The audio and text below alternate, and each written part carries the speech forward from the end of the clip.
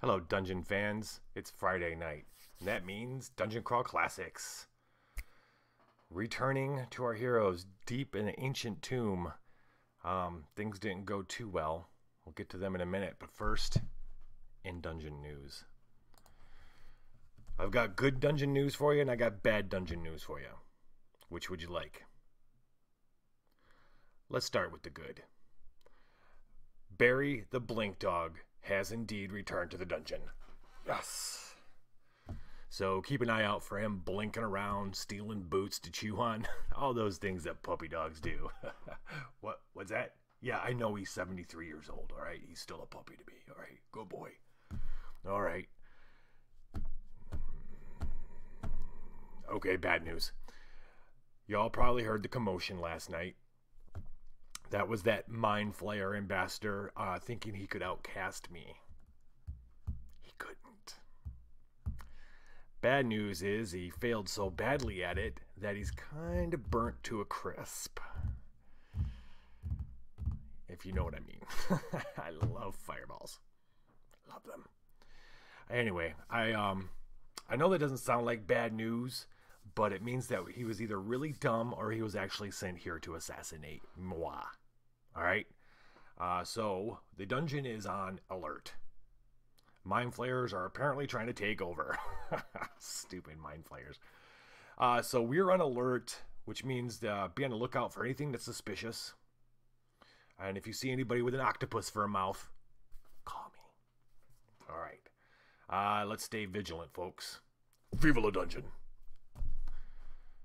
All right. Dungeon news is out of the way. If you remember correctly, we left our heroes deep in the tomb of Elfagor.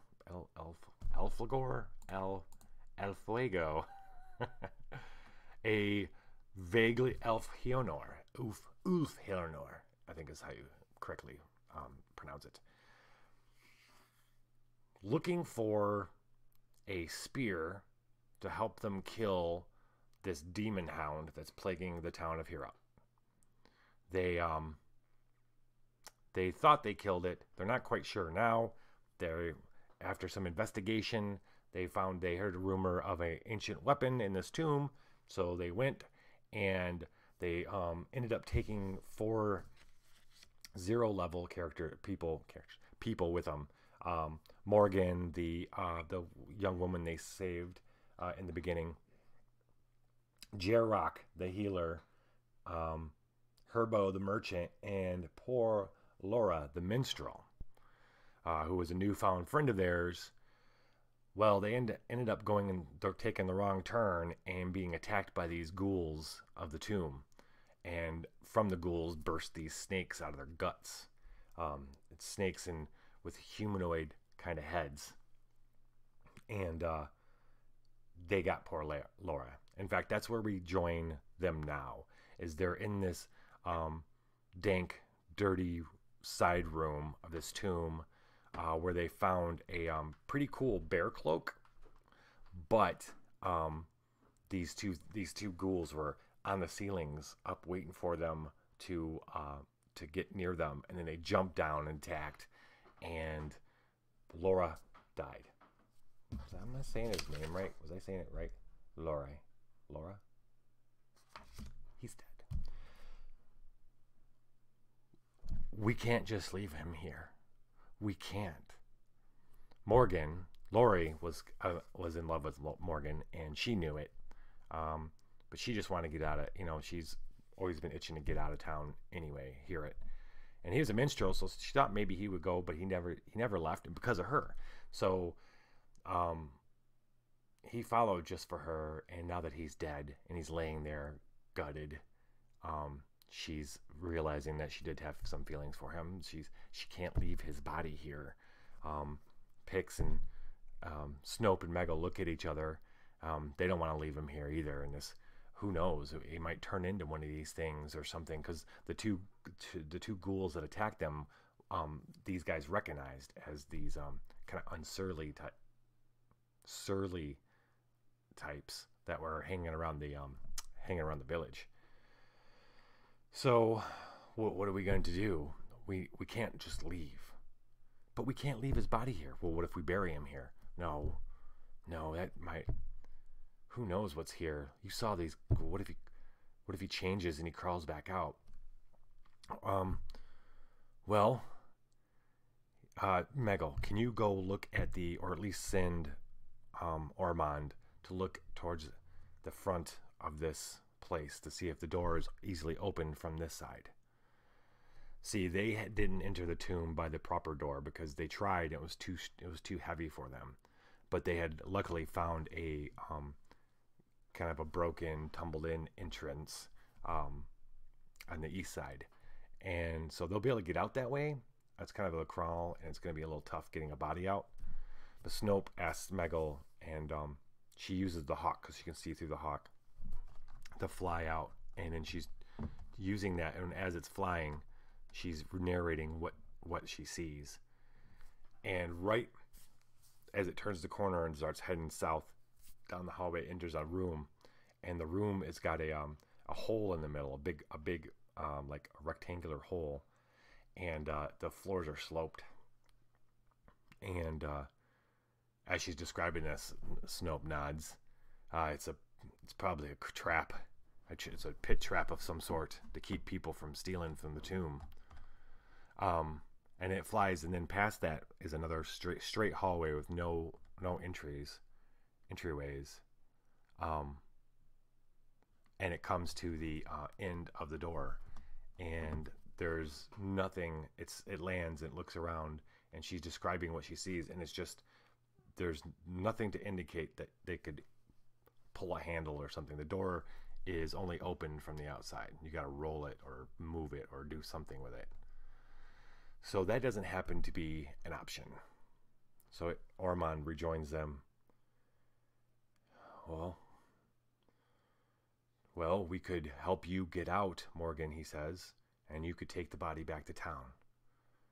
Could you, by the way, I didn't really go into this before, but we'll assume that they took a few horses to go in there. It's not like the tomb was like, walk outside the town and there it is. Maybe it was like, 2 or 3 hour ride out. So I guess I could do that. Let's do that, she says. Okay. So everybody helps carry Laura's body out of that room, up some stairs, and then it was like a little bit of a kitty corner hallway to the room that they came in from, and in the room's a bunch of rubble and stuff that leads up to a small space they can crawl out and to get out. So who's doing this? Morgan is gonna go up, and she's going to the dungeon that makes sounds. Morgan's gonna go up. I'm gonna go up. I'm gonna get on the top, and then you hand me, and I will pull him the best I can, because she's not terribly strong, but she's not terribly weak either. So nothing she's got a roll to do. So she scrambles up there, and then Pix who's our strongest person? Oh, Laura. Laura was our strongest, but now Herbo's our next strongest. He's pretty strong. He goes, I'll help. So Herbo takes the body, and they're kind of pushing it up, him and Pix, and suddenly Laura's corpse comes alive.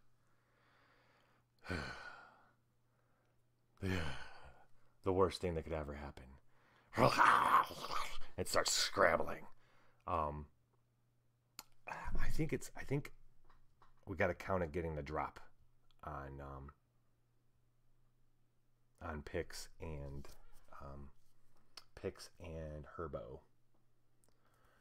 Oh, Herbo got hit too, so Herbo only has a couple hit points left. And Pix. So what we're gonna do?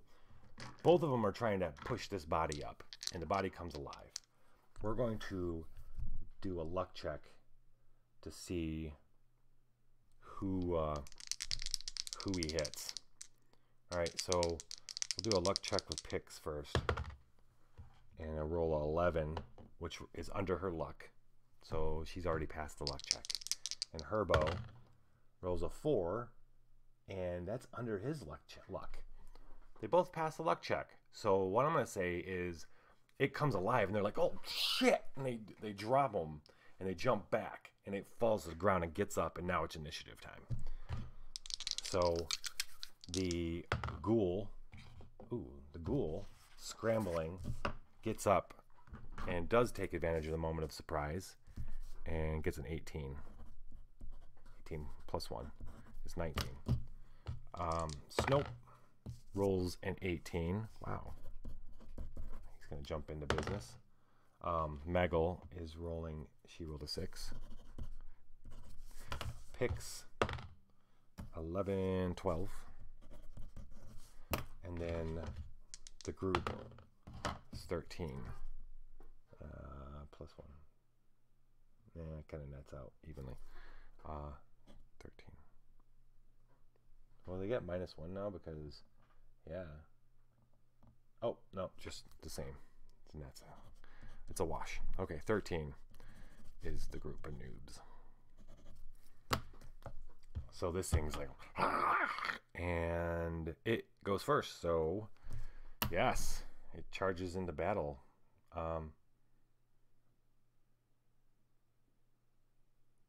It's going for Pix.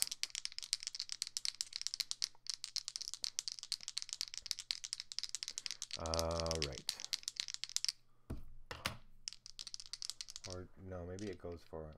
It's gonna go for. Oh boy, here we go again. All right, so they're all hopping up. They jump back. It scrambles down. It's got to choose a target. How do you usually choose targets? It's like, if he goes for Herbo, Herbo will probably die. If he goes for Pix, Pix can take a hit for sure. So let's spread the pain out.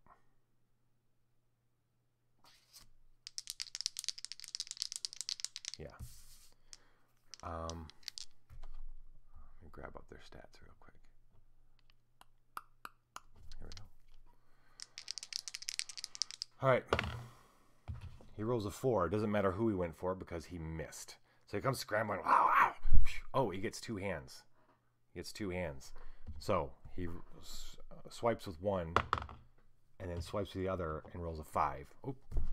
Okay, so he just rolled a 4 and a 5. A 4 and a 5. So it doesn't matter who he was going for.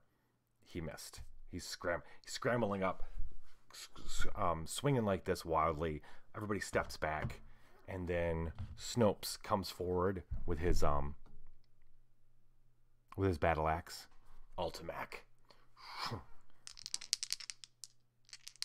Yeah, we'll say he had it.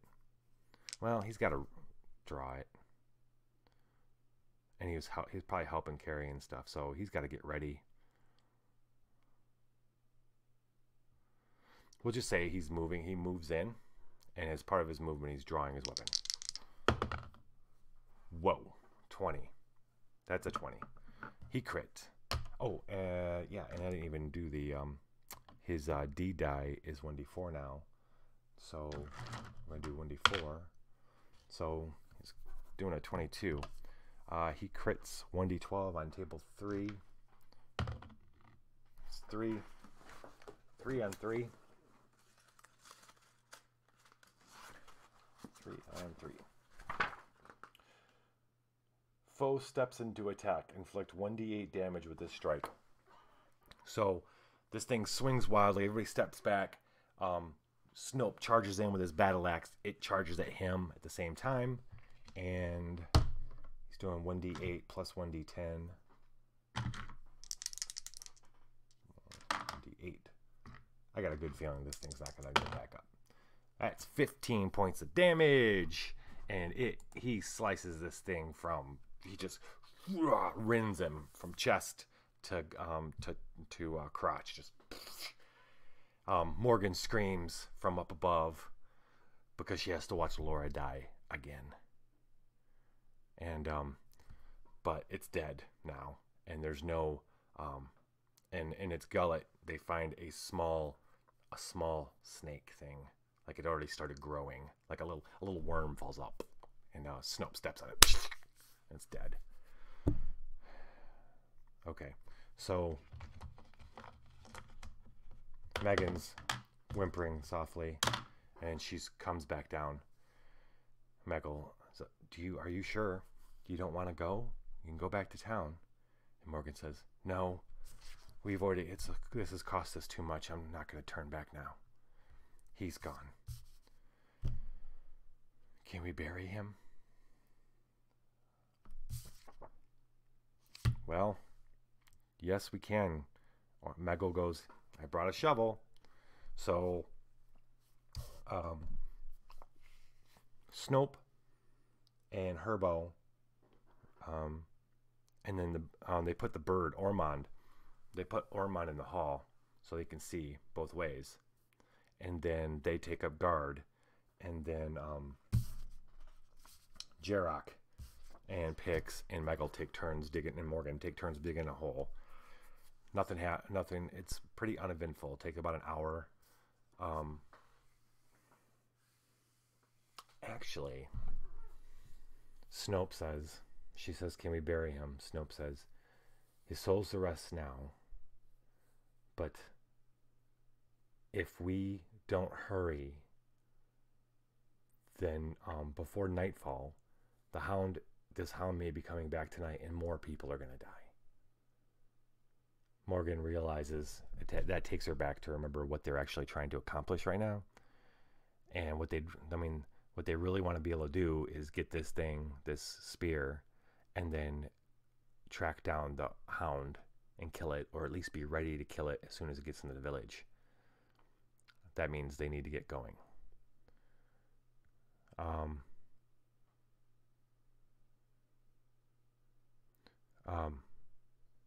Morgan vows that she was going to come back and bury Laura later. So the team moves out of that room back in the hallway. There was a kitty corner door stairs going down. That's where they came from. By the way, Snope is wearing his new I gotta record that. Snope in that room, we didn't record it because we got caught up in fighting these thing. It appears to be, he could swear it's a hide from a cave bear, and it's a cloak, and it makes him feel kind of, I don't know, he doesn't know yet. It's magic. Magic. All right. Treasure. Yeah, treasure. Why not? Hide of the cave bear. What's it gonna let him do is, well, I'll wait. I don't want to forget, but I'll wait till we can introduce it dramatically. 1 day per level.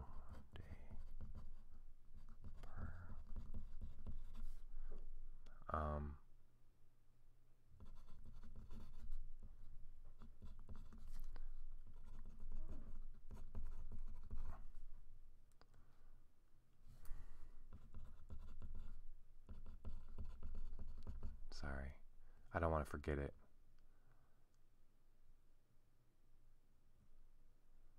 Hmm. 1d5 plus level. Okay.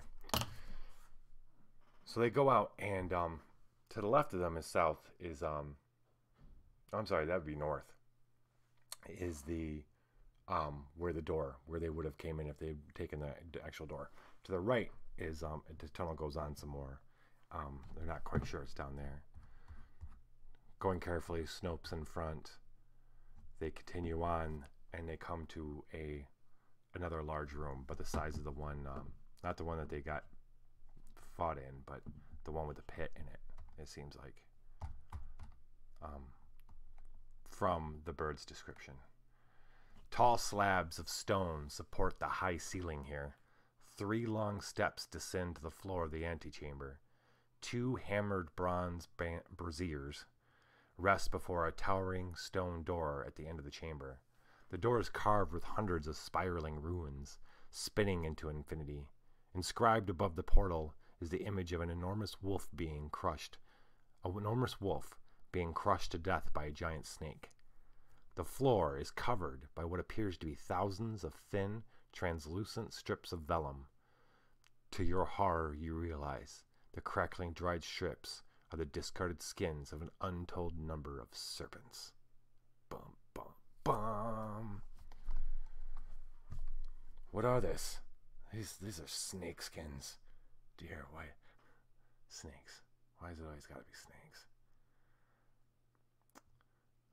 But there's no snakes to be seen. Very carefully, everyone starts looking around.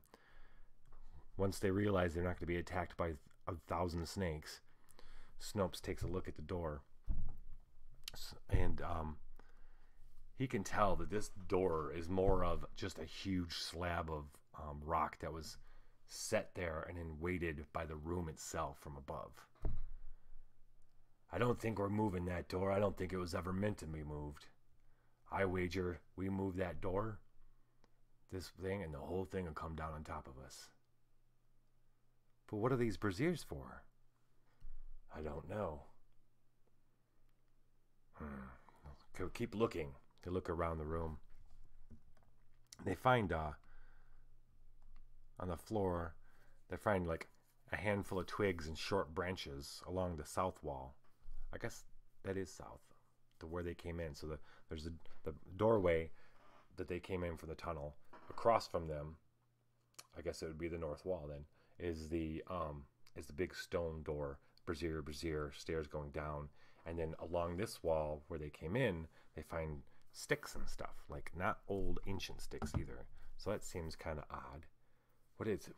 Who brought these in here? There must be, Snope says, there must be some kind of opening here. What if it's some kind of magic ritual? What if we have to light the braziers? What if that opens the door? We like his imagination, Jarek. That's quite the imagination you got. But you know what? It could be right. Why don't you go ahead and light those? We'll keep looking. So Jarek gets some flint and steel, and he uses it to light fires in the braziers. Everybody holds their breath, and nothing happens. But it's now lit better. Snope had his lantern. Now it's lit better. So still nothing. They're not finding anything. And now till Snope looks up above the doorway, and well, in fact, he's looking next to the doorway and he sees holes, like this kind of big in the staggered next to the doorway in the stone, and he follows that up, and he sees that there looks like there's an opening above the door. He says, Meggle, can you send Ormond up there to look through it for us? She's sure. Yeah, sure. Meggle sends the hawk up. Ormond goes up, and it's about 2 feet. The passage is about 2 feet wide and width. That's not very big, but so it starts crawling through, looking in, and just enough to be able to see in, and she can see that it goes maybe, let's see,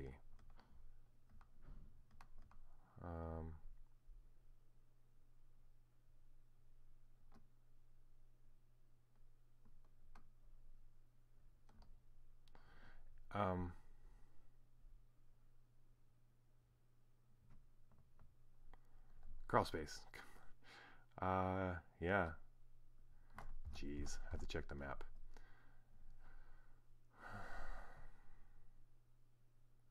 Okay.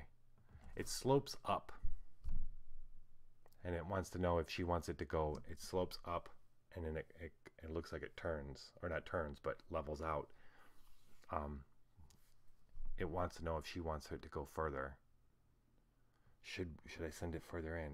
I don't know. We're gonna have to crawl in there. No, come back, Ormond. Ormond comes back. And well, obviously that's our next That's our next route. Unless we've seen pretty much everything in here, right? We're gonna assume they checked for secret doors and didn't find any. This is the most secret door they found. So I guess we're going in. Right?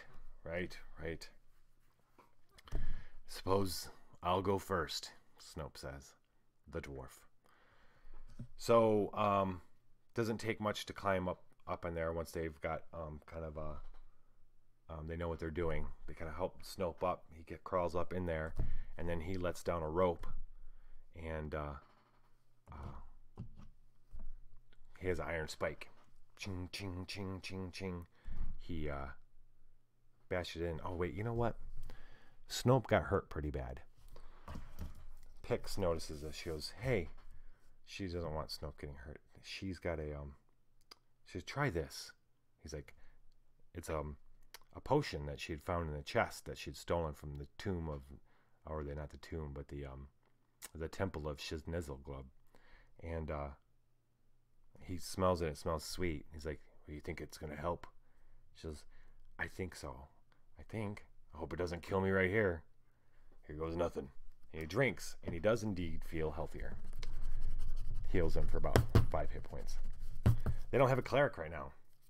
What we're hoping here is that maybe Jarok won't die and join the team and become a cleric. We'll see. That's the hoping, at least. So okay. So he's partially healed. Now he bang, bang, bang, puts an iron spike in, and into the wall up where he's at, and he looks up. He's looking at the ceiling, and it's kind of like it's softer. It's more like it's been crafted. There's like wicker kind of feeling to it, and wood things. Like this isn't just a hole. This is kind of crafted, and it's the way it's built is not like it's a chimney. It's like a crawl space, or not like a crawl space. It is a crawl space.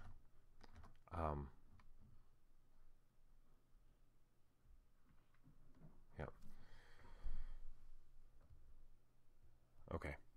So everybody gets up.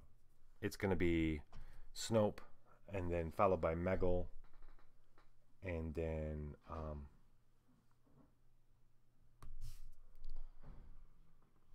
actually Snope, and then he wants Pix. Give me Pix. If there's anything in here, he says, if there's anything in here, we've got to we don't have a lot of room to fight. He can't use his longsword or his battle axe. So who's got something else he can use? Meggle can use a mace, this kind of thing. Go pick up that Laura's dagger. Someone brings back Laura's dagger for him. Or maybe he just picked it up. That's a shame that Laura died. He had an 18 strength. Damn shame. Oh, he had a grappling hook too. We're going to keep that. Alright. So a dagger. 1d4. Okay. A dagger in the hands of a dwarf can be very dangerous. But Snope picks... he's going to have the crew, and he wants Meggle in the back. Alright, the rest of the crew. So they're crawling through this crawl space, going up.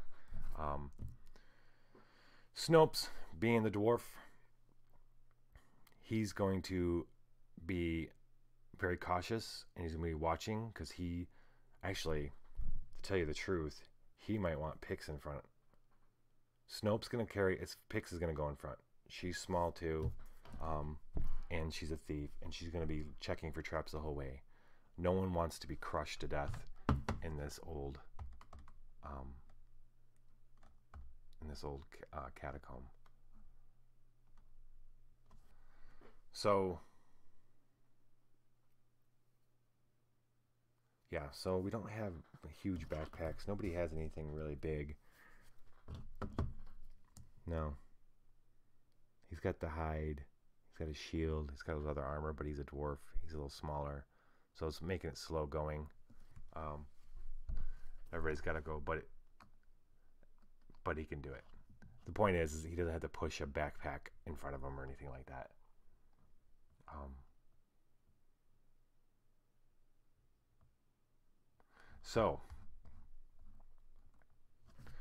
crawling up the thing, Pix is taking her time, noticing things. She's gonna roll to detect traps. She rolls 15. She doesn't detect a trap. However, she notices as she's crawling up, she notices there's a part of the ceiling that looks a little different than the other pieces of it, and she kind of pushes it a little bit, and it kind of comes through. And when she does that, looking down at her is another one of those is a person, ghoul kind of thing, who drops down on her.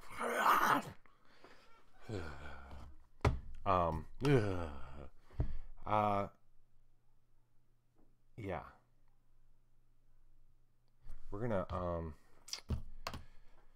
roll Pix a luck check. She rolled a 9, which is less than her luck. So I'm gonna make it so it's not an ambush, but it does drop on her. It's coming out of a tunnel. It looked like she sees up. There's a tunnel leading up, and it's dropped. It was waiting for them in the middle of the tunnel. It just drops right down on her. Well, it drops down far enough to start scribbling at her. Gross. So we're gonna roll initiative. This is gonna be pretty much Pix in this thing for now. The ghoul is a 10. Ghoul is a 10, and she is a 4. So it's going first, and then we'll roll for Snopes just in case he can help somehow. 3. Psst. All right, Ghoul gets his first thing. This thing drops down and claws at Pix. He gets two shots with his 2 hands. Oh gosh. All right, so I did not think that maybe we'd lose Pix. All right, stop. We ain't lost nobody yet. We ain't lost nobody yet. I say that because he just crit. So he rolled a 10 plus 1 is 11. Both of these hit, and one of them is a crit. So let's monster crit.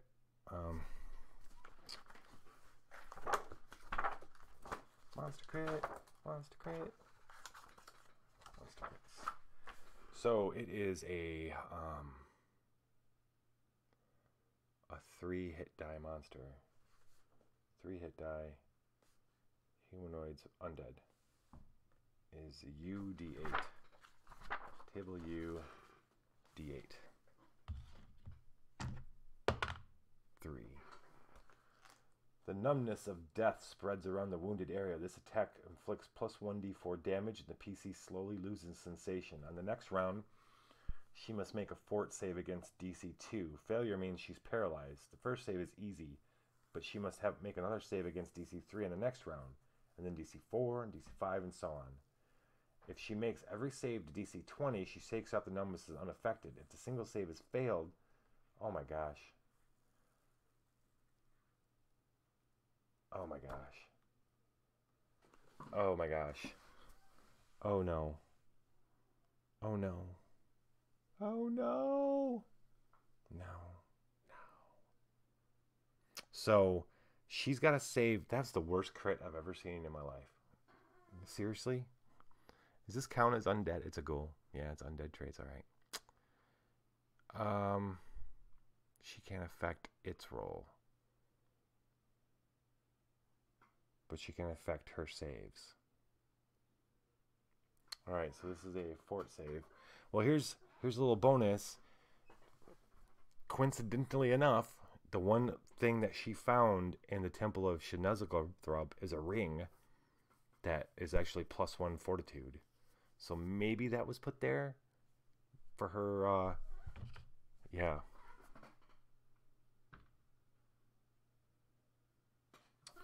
Okay. So here we go. We got to start counting rounds. She's basically got 20 rounds before for okay, let's do this. Oh, I didn't even do damage yet. So that's two. That's 2d5, which I have right here. No, that's not d5. I'm always looking for the d5. Here's a weird d4. I mean, I don't have to use it. Yes, I must use it. That's the d5. Okay. All right. 5 and 1. All right, we can live with that. 6 points of damage. All right, so it double claws her for 6 points of damage. It is now her turn.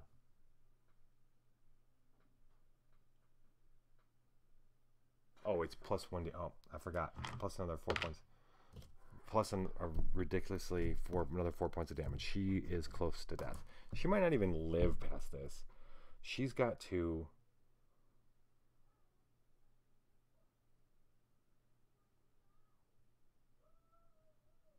I'm thinking she's gonna run. She's gonna try to get away. She's gonna try to get away. Hold on 1 second. I gotta. 1 second. No, it's fine. Okay, it's fine. All right. If she tries to get away, she's gonna get a opportunity attack, I believe, from this thing. Maybe.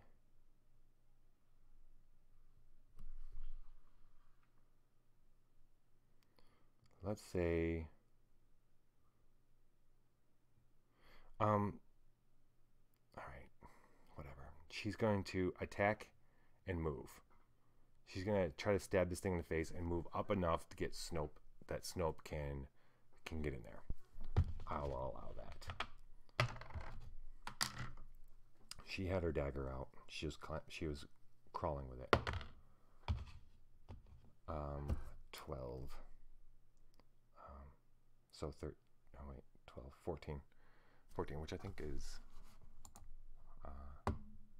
Yeah, 14. She stabs it. In the. She's getting +1, so 3. 3 damage. Yeah. She stabs it in its neck. She moves. She's able to scramble enough. I wonder if she can turn. She's not gonna be able to turn around. Maybe she can't scramble. Maybe she can't be doing this. She's got to do something. This is a 2x2 area. Let's double check this, because how do we be fair but keep her butt alive? 2 feet, 2 feet.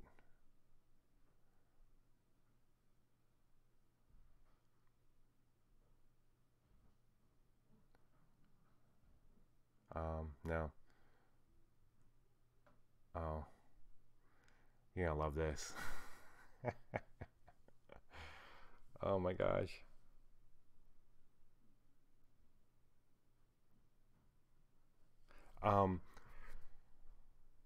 This thing. Jeez.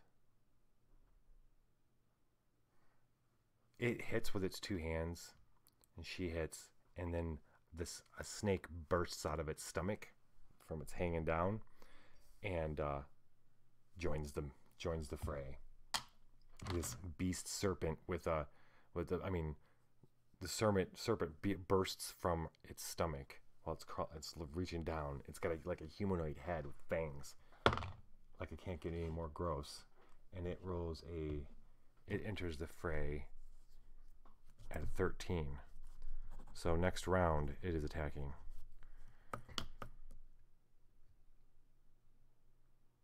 Man, tell you what, I think we're losing picks today. I said it before, but I'm saying it again. All right, picks, come on, pull through. So she hit it and scrambled. We're gonna say she scrambled enough kind of getting up and stuff to give Snope a chance to be able to get in the mix. And that's what he's doing. He's screaming and aha. He's gonna roid out. Yep. He's not dying in this thing, and he's not gonna watch Pix die either. He feels something building in him. A feeling he hasn't felt before. Like, no, he gets angry like he does when he gets the adrenaline rush in before combat, but this time it's different. It almost feels like there's a cork that's been let go, and it's building, and he feels it. You can feel the fur, the cloak, just kind of like bonding to his skin as he just gets so enraged, and he just starts attacking with the dagger. He's getting +2 and to his attacks with it. And let's see, I'm a better one for reading. We want a good rage die. All right, we'll do this one. His normal pluses. Oh wait, he's good. He gets his D4. He's gonna do a mighty deed of attempting to get this thing attacking him. He wants to get it away from Pix, because especially if he hears the snake thing too, and he doesn't want any of that hurting Pix. He's gonna try to get this thing's attention.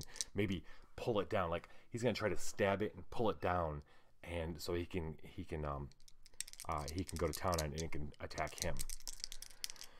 So he has the 1d4 for the pluses. +2. Oh, he gets extra hit points too. Nice. All right. This is gonna last. This rage is gonna last. Where's my 1d5? Why am I always looking for the 1d5? Isn't it right here? Is it in my hand? No. Sorry. What the heck, dude? It's whenever that happens, it's always like sitting right in front of me or something. Oh boy. 1d7, 1d4. Okay, all right. 1d10 divided by 2. This is gonna last 4 rounds. 4 rounds of rage. Okay.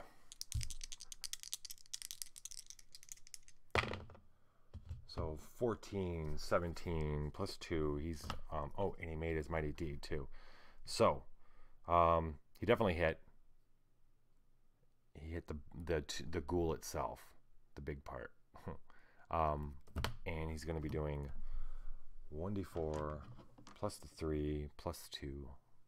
So 1d, it's 5+. Boo. No, he doesn't have very much luck left at all. Anything else you gotta do this stuff? No. All right. I wish that wasn't a 1, but whatever. 6 points of damage. Oh wait. Good news. Good news. He stabs this thing in its head. He hits it as hard as he can. Punches right through its head with his dagger. Goes like this, and using the skull and stuff, he pulls it down, and the body falls down, plop, with the snake right there, facing him, with its back to Pix. So next round, the snake, right there at Snope's face, enraged, beet red face, and the snake goes for him.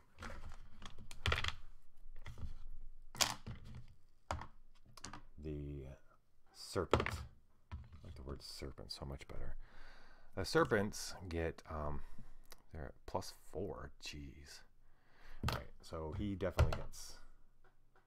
He hits, and doing 1 point of damage. 1 point of damage plus necrosis, which is all right. 1 point of damage, and then Snope needs to make a fort save. Ooh. Oh wait, fort save of 3, and his fort is all right, he's going to spend 1 point of luck. He now has 4 luck. But I don't want him to get the Necrocious. We don't have healers. He just barely makes his fort save. He's fort save is modifiers +1, so that's 4, and then +1 from the luck is 5. That's all I needed to make. So 1 point of damage, not so bad, not so bad. And then the ghoul's turn. The ghoul is dead. Now it's Pix' turn. Pix needs to make her first fort save, and she only needs to do a D2. Yes, of course she makes it. Round 1, 20 rounds. 20. Made it. Okay.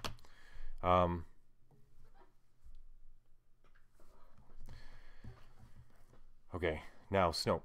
Snope, enraged still, lashes out with his there it is. There you are. With his dagger. 16. Nice. 16. 4, 7, 8, 9. And yeah, he no. Hold on.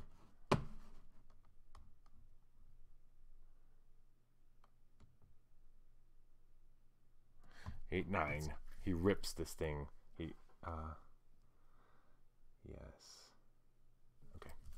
He hits this thing hard. Huge gash across its jaw, but it's still alive. It's still mad and angry at him. Enraged as well. He matches his rage. Rage for rage. And he snaps at him again. The snake snaps at. Here we go. It's a good death serpent roll. 19. Well, at least it's not a crit again. All right, 19. Yeah, so yeah, he definitely hits him. 3 points of damage. Bites his face. 3 points of damage, and then is the necrosis thing you do every time? Yep. All right, come on, man. Roll better than a 3. Okay, good. Yeah, just don't roll a 3. All right, he survives that. Now the oh, that was the serpent. He attacked him, and now it is back to Pix. She's got to roll a DC3. Oh, look at that. She rolls a 1. Well, it doesn't matter. Her fort save bonus is +2, so and her ring is +3, so she makes it. There's no miss or anything there. So 19 DC4. Right, 2, 3, 4. Yep. All right, back to the top. Serpent, nasty. Oh no, not serpent. Snope. End it, Snope. End it. End it. How do I keep there? You are. 17, and rolled a 5 on his wait, no. That's not what he's rolling. He's rolling a D4. Rolling a 2. 17 and 2. Doing 2, 4, 5 points of damage. He sticks this thing, hits it so hard, he sticks it up to the top of the wall, to the tunnel, and it dies.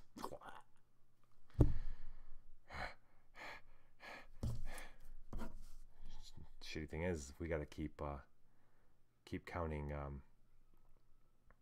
rounds for Pix. It's not over for Pix. So she's fighting the sleep. So what happens if she goes paralyzed? She's paralyzed. She can't move, and she's gonna have to be saved some way magically. So Snope looks past at Pix. Are you all right? Yeah, I'm all right. She's holding herself. Should we go on? Is there what's past you? She looks. I can't really see. It's still pretty dark. I suppose this whole time she was probably holding a lantern, right? A dagger in one hand, lantern. She's crawling like this, looking. She can't really see. And Snopes crawls up forward and looks up into the chimney, kind of thing. He smells, and he can smell. Is he smelling gold from there too? He does smell some gold.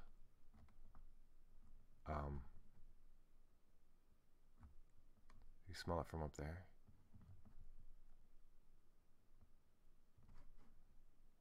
He doesn't know.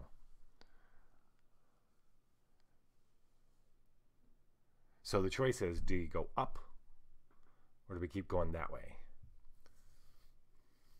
He wants to get in lead. He doesn't like Pix being in lead anymore. So he's going to make the call. He says, we're going up. And he gets up into thing and then does this kind of, like this kind of, it's not very big, but it's big enough to be able to do that. And kind of push themselves against it. And braced by your companion, and people came behind him and push him up. So come on. Braced by their companions, they ascend through the chimney into the small vaulted chamber above. A skeleton garbed in crumbling hides and a rusted ringmail hauberk sits atop a throne of stone.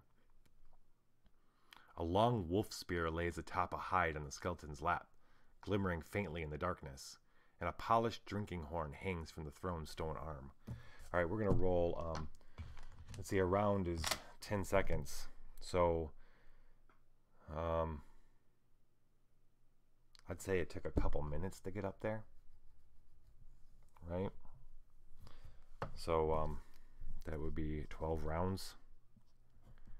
So let's see what happens.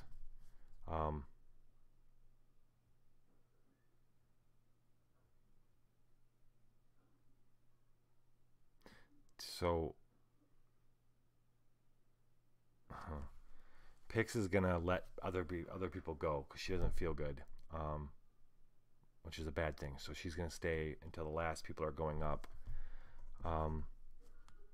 Let's figure it like this. It'll take Snopes, what, a minute to get up there? Somebody help him pushing him below, putting him up there. A minute. We'll say a minute. 6. She's only got 18.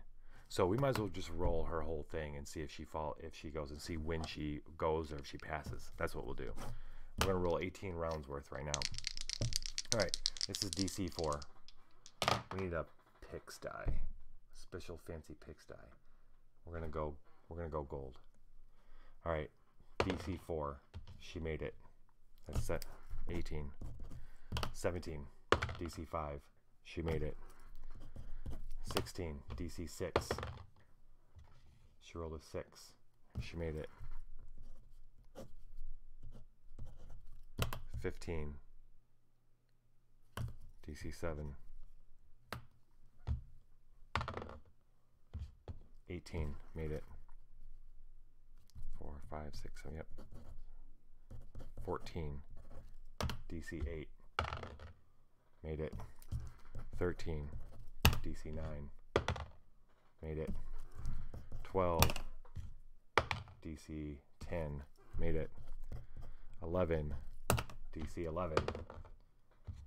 Her first fail is a 5. Plus 3 is 8. She needs 3. She's gonna spend a point of luck. Her luck die is 1d4. She's gonna spend 2 points of luck.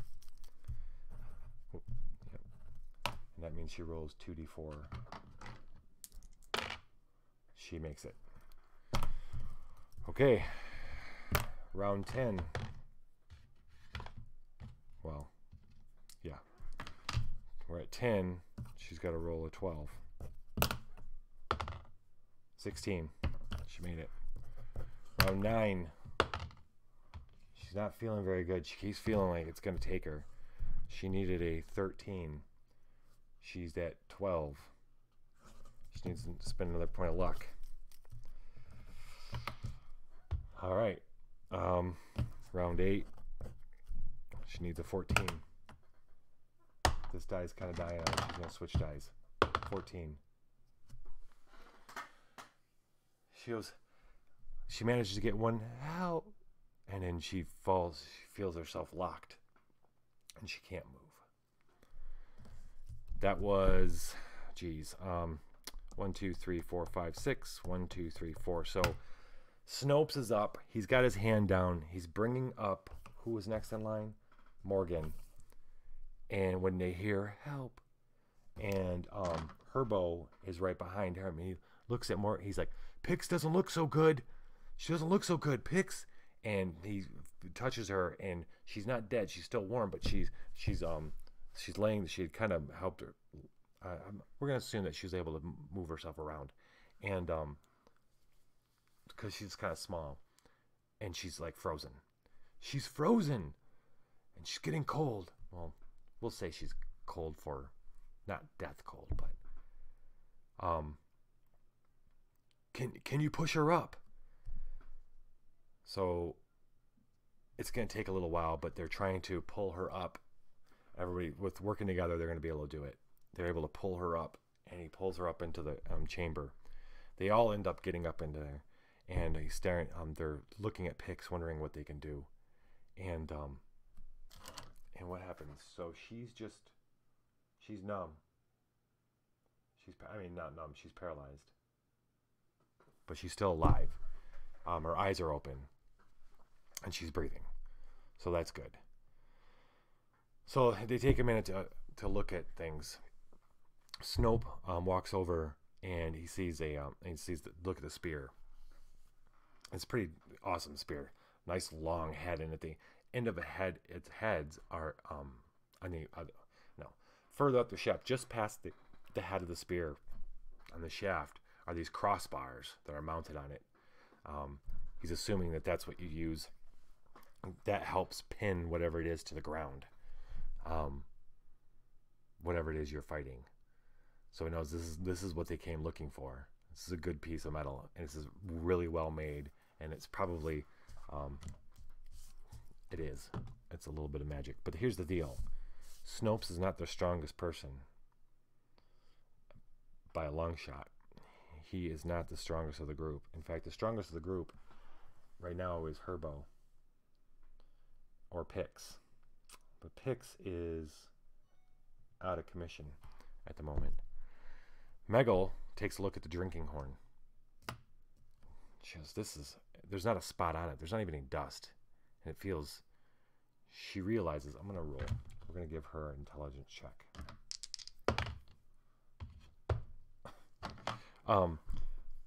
That's all she needed. She goes, this could be magical. I don't know why it looks like this. Like, it's, here, she's got water. She pours some water in it. And, she, drinks it. And immediately she realizes what this thing can do, and it can heal. It can help you versus poison. It can heal you. She thinks it could even do something super crazy, like she doesn't know. She feels like it could go like the ultimate healing. But right now she thinks, okay, she pours some more water in, and she goes to Pix's mouth, and she pours a little bit in Pix's mouth, and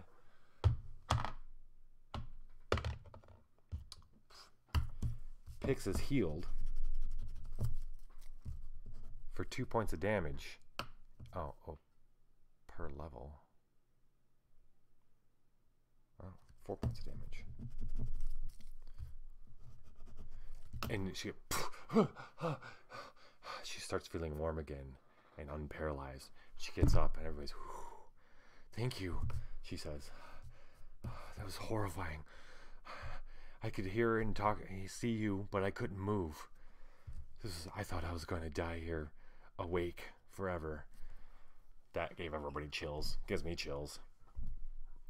Just creepy, the thought of that. So, yeah. then she offers the horn to Herbo, and he drinks from it, and he's healed back up to 5. And then she offers it to Snope, and he drinks from it,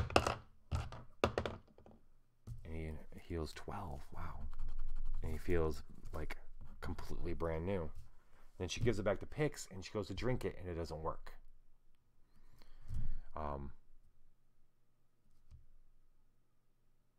It's 3 times per month. Okay. Great way of trying to keep track of that. I guess that's just to make sure it only happens once. You only use it 1 time or 3 times a heal in a per adventure. So Meggle definitely keeps that. Horn of Kings.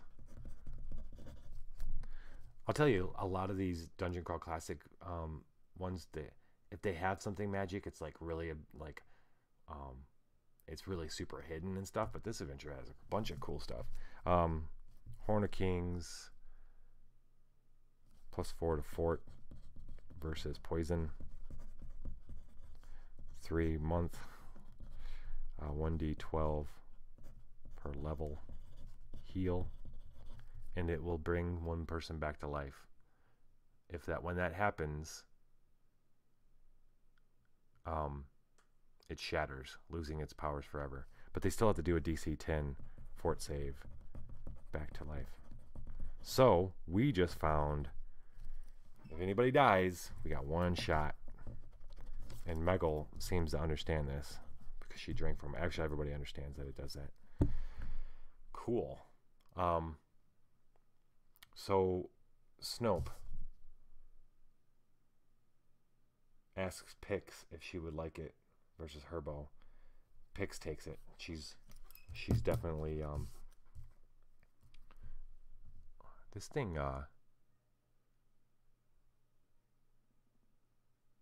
this thing's a pretty cool weapon for a beggar thief. I mean, it's a little. So tell you what, Snope's gonna. It's a little too big for her. Like not too big, but like she's not gonna want to be. She could use it to kill it, but Snope's gonna hang on to it to give to Herbo when time comes. It's just it sucks that Herbo's a merchant. He's not an adventurer. But something might be. You know what? Snope could use it, and then Herbo could jump and help him hold it down. That's the idea. That's what they're gonna do. Okay. All right. So,